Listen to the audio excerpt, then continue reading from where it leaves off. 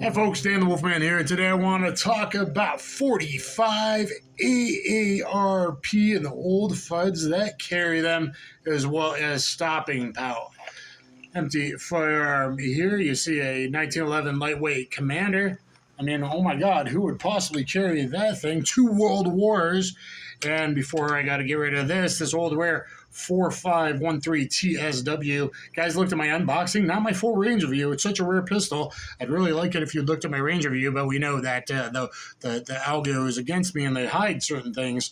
But anyway, people that would carry something even as archaic as a 1911 or a 1911 lightweight Commander in 45 ACP, as you see here, or something maybe like an LAPD old school tactical guy would carry this off duty for his full size 4506, like a Vic Mackey or a Denzel Washington. Guys, look at my unboxing range review of this, and then also I have compared this, and I went back over it the other night before making this video. If you compare my times of this versus a similar 30-ounce 9mm Commander and how many hits I got, boy, it's very surprising. And look at the times, not that much different, right?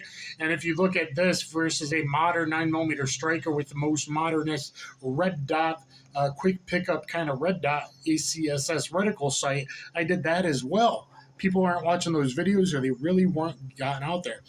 So why would someone still carry something like a 45 ACP? I mean, everyone's told them that they had to go to 40.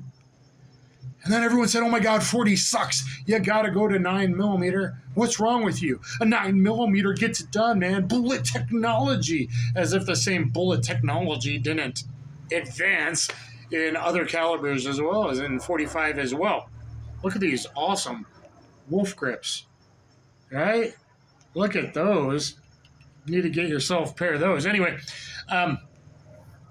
it's why would they? Because maybe that's what they grew up on, and maybe because they understand the difference in stopping power. Is there such a thing? No, I heard on the internet they're all the same because my feelings matter in Reddit. No, they don't. Science matters. Anatomy matters. Actual physics matter.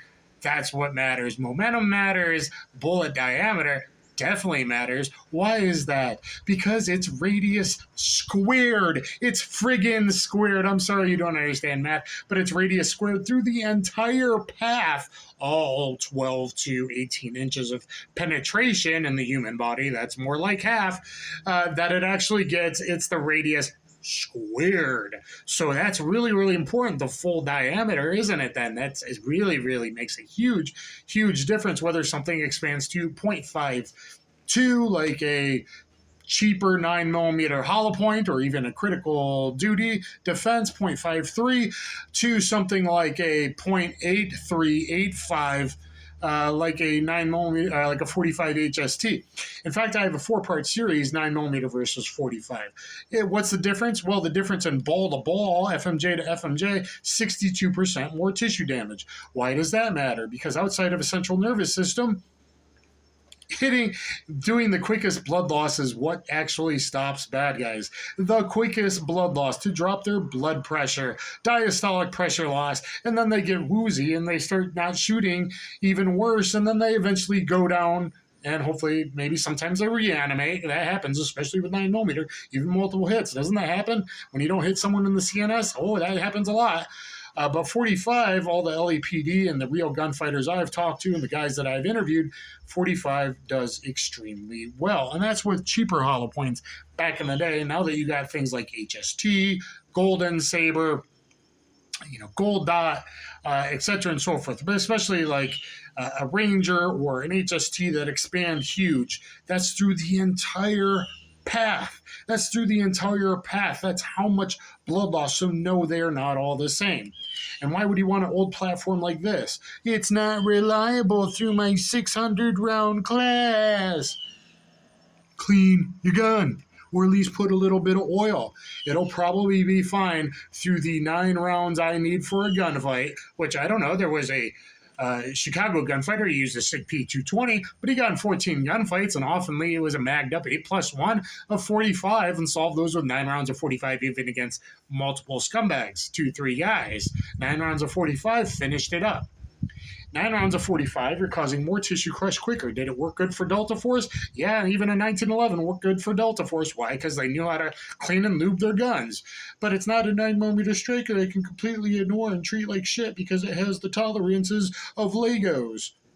Well, I'm sorry, you're a POS. Older guys might actually clean their firearm. Now, would I carry it? Only if I dedicate to sweeping off that safety. Only if it has an extended grip safety. If it was my only firearm, yeah. And maybe it's probably better, honestly, if a guy only carried one firearm his whole life versus me that changes carry guns all the time. To be quite frank with you, and had program compliance of sweeping that off and getting the sweet single action trigger. And great pointability with an 18-degree grip angle on like blocks. But guys that carry a 45, well, because maybe they've been in a gunfight and they know it works, or maybe they haven't. They kind of think that 9 rounds or even 11, especially with a Wilson combat magazine, which it's usually magazine related if a 1911 is not that reliable. So if it's broken in, properly oiled, cleaned halfway regularly, but at least oiled, lubed, and good magazines like a Wilson combat magazine, even a 1911 is going to go good. Or something great like this, extremely accurate, this TSW, still good expansion with like an HST or even probably a Golden Saber, 3.75-inch barrel, okay? 4.25-inch barrel. That's all you need, 28 ounces, 30 ounces. That's light enough to carry little whippersnappers, do some damn push-ups. So that's why some people may still want to carry a 45. If I knew there's going to be possibly 100 bad guys in a riot, yeah, I might want the more capacity. 9 rounds of 45 makes me feel comfortable. 11 rounds of 40, though I don't own one, or 13 rounds of 9mm. 7 shots, 357, well, we have a video on that. Probably leads to higher psychological stops. But tissue crush, 45, AARP all the way. What do you think about the people that carry the 45? Did you actually believe the hearsay? It's all the same. If it was all the same, why do you want an expanding hollow point versus just a ball FM full metal jacket round? Oh, I never thought of that. Oh, because expansion matters, because bullet size matters, because stuff 45 caliber has been putting people in the dirt for hundreds of years, and then also 2 world wars. But I mean, 45 Colt, 45 black powder, long before that, right? So, would these work? Yeah, absolutely would they work. In fact, in most scenarios, these are going to work faster. These are going to work faster. If you got 9 rounds, I got 3 rounds to shoot at each of 3 bad guys and either put them dead right there down in the dirt, or they ran off if my accuracy sucked. But old guys that carry something like this tend to be fairly accurate until completely, until they're completely shot, right? Until their nervous system and arthritis and all that gets super horrible. But anyway, guys, what do you think of the people that carry 45? Did you actually think 9mm was just as good? I carry a 9mm on duty every day and a 9mm backup. There's 9 reasons to carry a backup gun. You might want to look at that video. But when I'm out and about, it might be a 45, it might be a 9. It kind of depends where I'm going and what I in picture possible scenarios, or just what I feel like carrying and how much weight that day and whatever. Unfortunately, there's not a lot of 45s that are super lightweight. It'd be nice if they micro-sized, stack-and-a-half magazines, maybe better. I mean, there's a Glock 30 out there. I'm not a Glock fan, but that's available. There's some M&P compacts. It'd be nice if they made the metal. If they made an M&P 45 compact at 28 ounces like this, but with 10-round magazines, 10-round magazines, then I'd probably buy a Smith & Wesson metal, not full-size 9, but a 45 compact. Now that would actually interest me for carry and range use.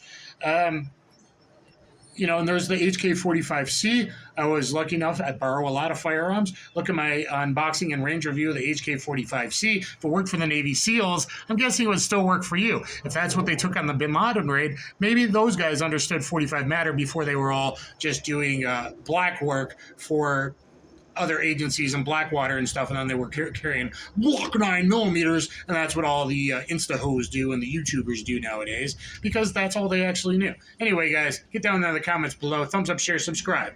I'll catch you on the flip side. Stay safe, everybody.